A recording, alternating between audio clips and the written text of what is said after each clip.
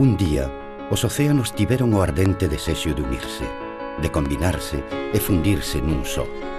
Levaban xa moito tempo bañando os continentes, e cada un era fiel reflexo das culturas que fluían entre as súas augas, culturas que xa non tiñan segredos para eles, e que, aínda sendo moi diferentes entre sí, compartían a súa sensibilidade hacia moitas disciplinas, como a música, a pintura, a escultura, o deporte.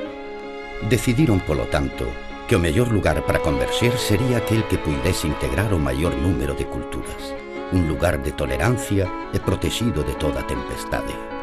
Debatiron moito, e o Océano Atlántico faloulles dunha bela ría, situada ao seu carón. Unha ría resgardada todo o ano de intemperie, unha ría engaiolante que fora protagonista de moitas lendas, dende os tempos dos grandes emperadores romanos ata as fábulas de Xulio Verne.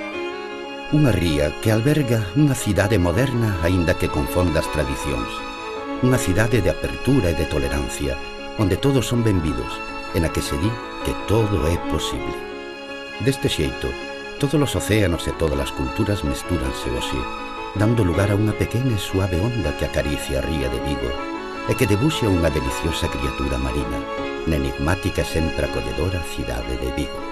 Unha cidade posuidora dun carácter flexible que permite a esta onda convertila delicadamente nunha fermosa U, símbolo da universiada.